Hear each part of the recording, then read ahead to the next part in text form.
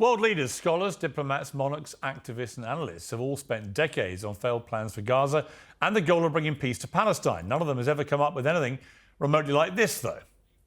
The U.S. will take over the Gaza Strip, and we will do a job with it, too. We'll own it and be responsible for dismantling all of the dangerous unexploded bombs and other weapons on the site, level the site and get rid of the destroyed buildings, level it out, create an economic development that will supply unlimited numbers of jobs and housing for the people of the area. Do a real job, do something different. Just can't go back. If you go back, it's going to end up the same way it has for 100 years. So what do y'all think of that? I'm not sure on this one myself. Let me know in the comments what y'all think. A two-state solution is bullshit because the Palestinians are still going to try to kill all the Jews. It doesn't matter what you do with them. Either way, they're going to try to wipe Israel off the mat. That's been their goal. It's their stated goal. It's always been their stated goal. So what's the solution? Let me know in the comments. Well, President Trump's Gaza plan is to relocate about 2 million Palestinians to Jordan and Egypt, while the United States clears the war-torn strip and leads a massive project to rebuild it. With his real estate hat on, in place of his red MAGA hat, the president imagines a glorious resort city for Palestinians and investors from all over the world. I think the potential in the Gaza Strip is unbelievable. And I think the entire world, representatives from all over the world will be there, and they'll live there. Palestinians also. Palestinians will live there. Many people will live there. But they've tried the other, and they've tried it for decades and decades and decades. It's not going to work. It didn't work. It will never work. And you have to learn from history. History has, you just can't let it keep repeating itself. We have an opportunity to do something that could be phenomenal. And I don't want to be cute. I don't want to be a wise guy, but the Riviera. I don't know either way on this Gaza thing. I'm not up or down either way. I'm just kind of watching from afar. I don't really have too much of an opinion on it, other than I don't think it matters what you do. The Palestinians are still going to try to wipe out the Jews. And I don't want to be cute. I don't want to be a wise guy, but the Riviera of the Middle East, this could be something that could be so bad. This could be so magnificent. But more importantly than that is the people that have been absolutely destroyed that live there now can live in peace in a much better situation, because they're living in hell. And those people will now be able to live in peace. Now, just by listening to him speak, you kind of think he's naive, but Trump's not naive. He knows that Israel supplied water pipelines for the Palestinians to have water, and they turn the pipe into rockets. Like, he knows. I don't know what he's going to try to do here, but it sounds like he has some kind of plan. Maybe keep them so busy they don't have time to kill each other. I don't know. Well, as ever with President Trump, there's a lot to unpack there. He's right that history cannot be allowed to repeat itself. He's also right that Palestinians are living in hell. Only a radical breakthrough can end the cycle of endless violence, and we have their decades of suffering to prove it. But the Palestinians are not pawns on a chessboard. They certainly won't move by choice. Forcing them to move is called, by definition, ethnic cleansing. And who's going to do the forcing anyway? Israel has waged a brutal 15-month war in Gaza, which didn't even depose Hamas. Sending US troops to seize Gaza would be a drastic 180 on everything candidate Trump stood for. And Congress may have one or two problems with a decades-long military occupation and a multi-billion-dollar building plan. Yeah, that's the problem. I don't agree with sending American troops there, man. I really don't. Honestly, I don't see it. I think Trump may be making a mistake here. And it does go against everything in his campaign. Like, that's just getting involved in foreign wars is all it's doing. Michael Knowles, let me start with you. On the face of it, it's an outrageous idea by Donald Trump that involves the displacement of 2 million people from their homes where they've been for many, many decades. They would say that they've been there for hundreds, if not thousands of years. Displacing them to neighbouring countries against their wishes because he thinks it can create some sort of peaceful utopia and Riviera on the Gaza Strip. Many people think this is for the birds. Many people think it is a form of ethnic cleansing by the purest definition of that phrase. What do you think of it? I mean, do you see good, bad, and ugly here? Do you think it's got merit? What do you feel? I don't think we should get involved. I mean, I understand what Trump's doing. That's a negotiating thing. He always asks for way more than he wants.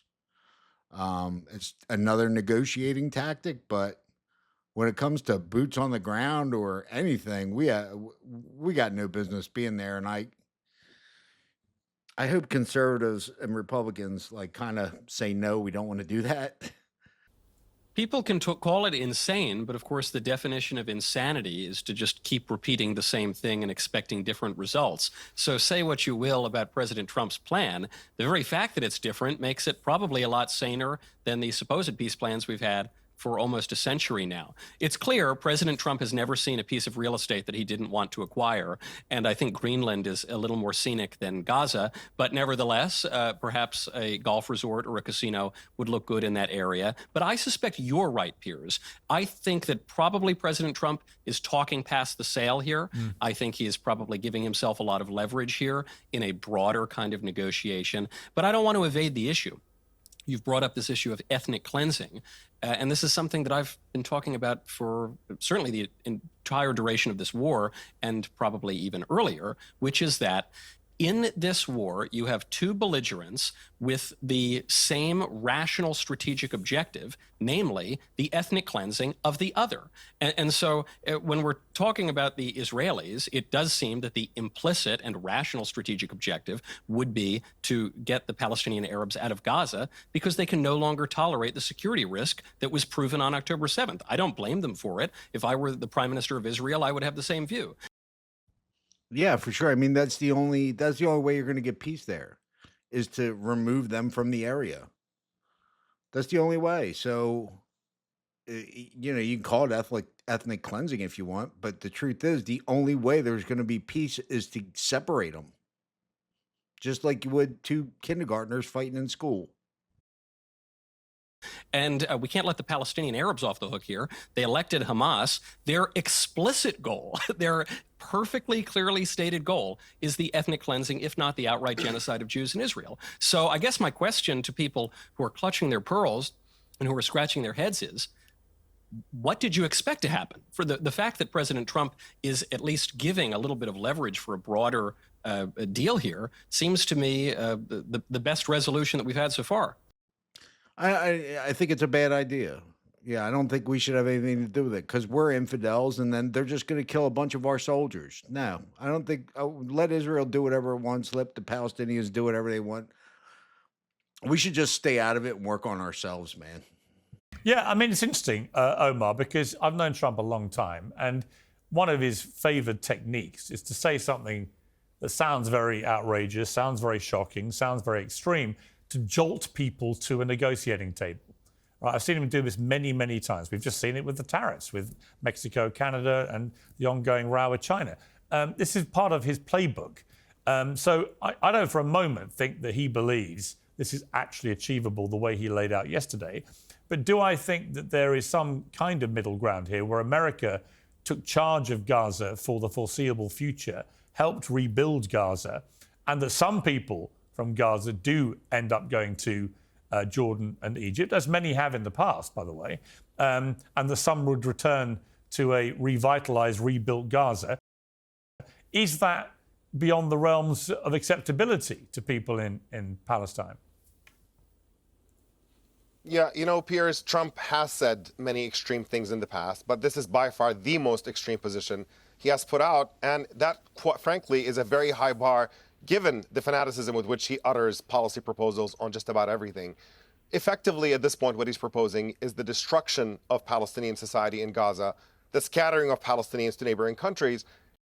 I'm sorry, Palestinian society? What society? There's no society there. It reminds me of one of those music festivals, but instead of like beer and shit, everybody's got bombs and guns. It's just insanity there. There's no society there. The whole thing revolves around just killing people. Society, my ass. And then for Trump to come and own the Gaza Strip. I mean, it's utter lunacy that the president of the United States is speaking in those terms. And listening to Michael talk about insanity is doing the same thing over and over again. The thing that has been done over and over again is Trump giving a carte blanche, and the United States in general, for decades, giving a carte blanche for Israel to behave however it wants towards the Palestinians, dominating them, besieging them, bombing them at will, and never putting any conditions on that support. Frankly, if you want to do something different and try something different, rather than turn to the victims of Israeli occupation and brutality for decades and say maybe the new thing we're going to try is to scatter you and send you somewhere else and ethnically cleanse you, the new thing should be trying. This guy's just a liar, obviously. The Palestinians are the ones that attacked Israel. They're always the ones that attack Israel. Israel doesn't start the shit. They finish it. That's what he don't like. Is applying pressure on Israel to end its brutal occupation of the Palestinian territories, to say that at this point, every major human rights organization in the world is describing Israel's onslaught in Gaza as genocidal, and to say there's not going to be another penny from the United States unless this genocide comes to an immediate end. See, again, he's lying. Israel left them. They weren't occupying them. They left them alone in, 2014 or 2012? They moved all their people out and left them alone. And what did they do? They came and killed 1,000 Israelis. Israel did leave them alone. They weren't occupying them. You're lying. You're being dishonest. And we start working towards allowing Palestinians to be a free people in their own country, that is the trying something new that would actually achieve a better result, rather than this insanity of looking at an entire history of utterly deranged American policy of just enabling Israel's worst behavior and saying, well, the new thing, maybe we just have not been tough enough on the victims, and that's what we must do different. It's utterly bonkers. This dude is sick, man. The Palestinians elected Hezbollah? Was it Hezbollah or Hamas? I always get them mixed up, whichever. They elected a terrorist group to run their country. And you're going to call them the victims? I don't understand how Piers can even listen to this guy or even let him speak. He's so dishonest. Okay, Vinny, what's your response to that? Piers, I have mixed emotions with this entire situation, but I always like to go back to, we can't talk about where we are today, Piers, until figuring out how we got here.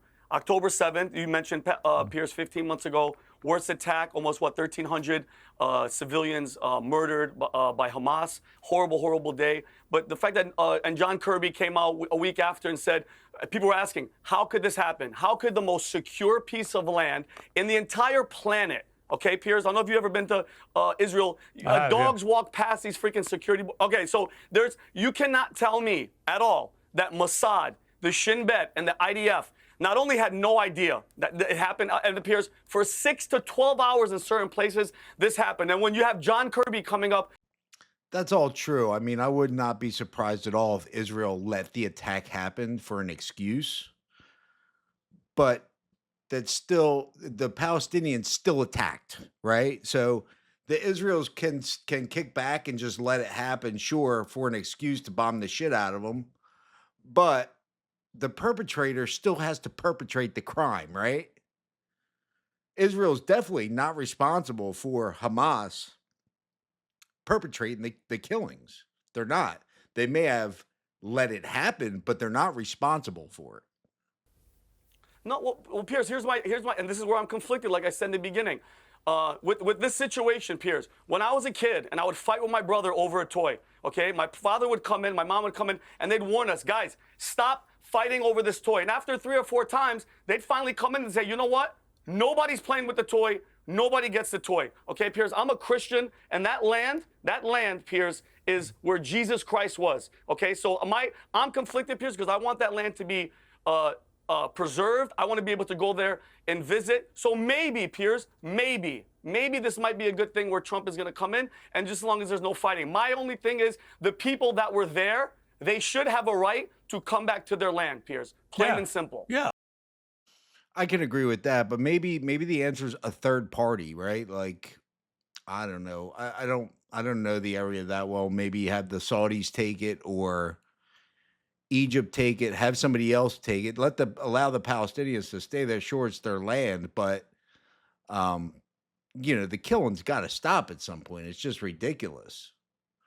So, Israel wants it. The Palestinians want it. Take it from them, give them to a third party, and let the third party clean it up. I don't know. I don't know what the answer is. Let me know in the comments, y'all. But I think that's it for this video. I'm out. Cheers.